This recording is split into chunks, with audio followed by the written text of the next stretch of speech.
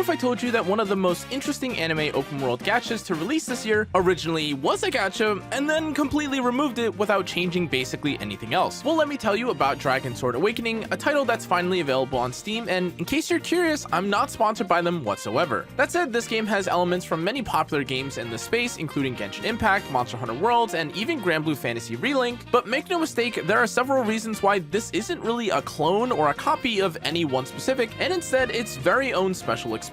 The visuals look great, the combat has a lot more going on than a basic skill rotation, and all 19 playable characters can be unlocked just through gameplay. Because this version was developed as a PC game instead of another mobile live service release though, it also has much more freedom in how it handles its control, its combat, and exploration. And speaking candidly, the game is also filled with the kind of unnecessary little details that actually make the game much more entertaining and enjoyable. You can glide, dive underwater, attack fields to collect wheat, and even use your mount to climb up walls, which is a very silly experience.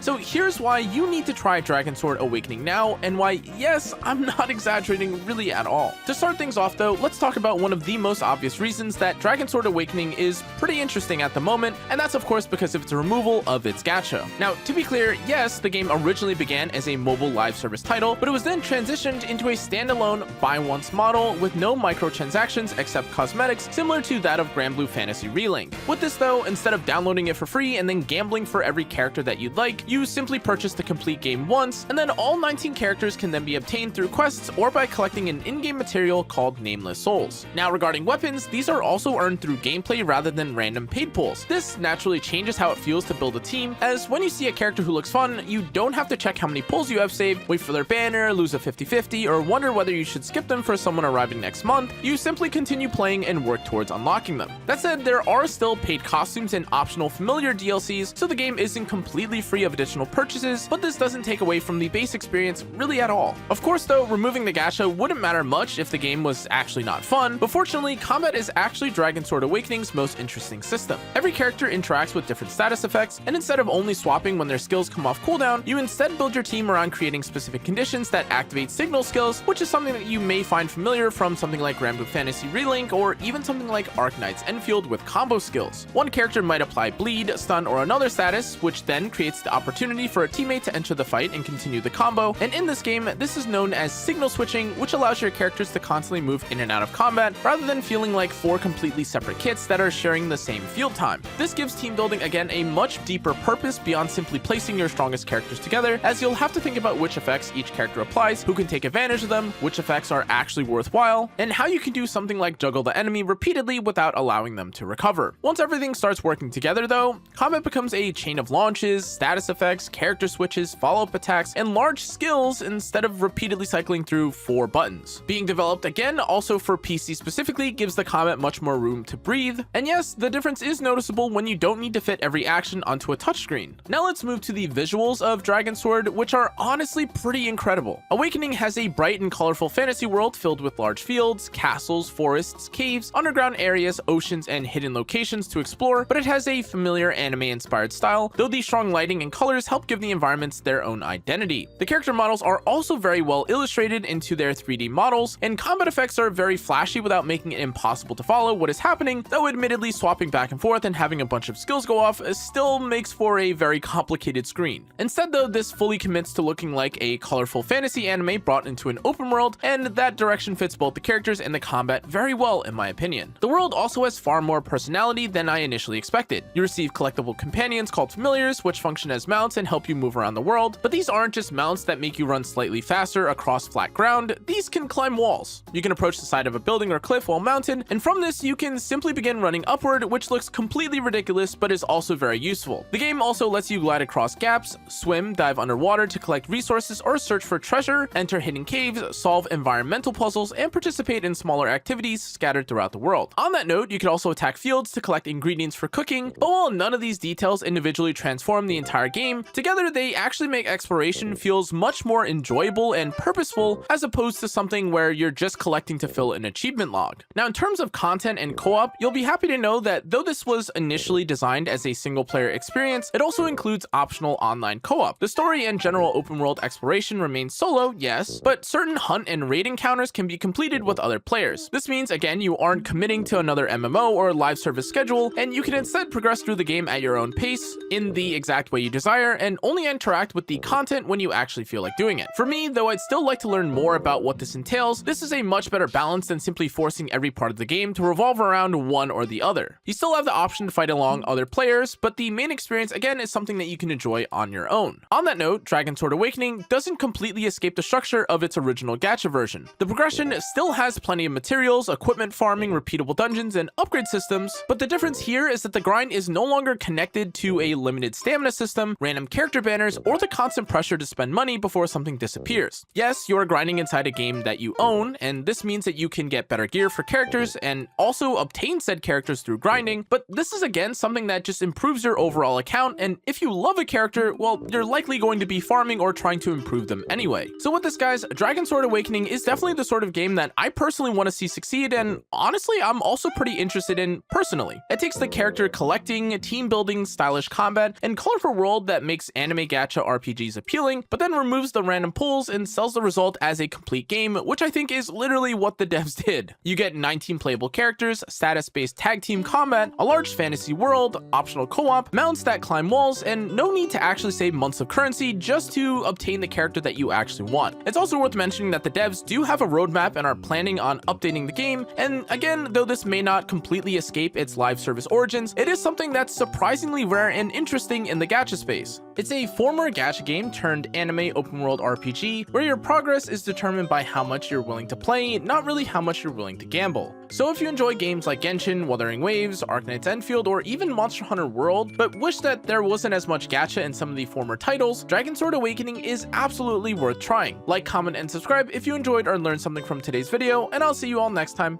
Thanks for watching.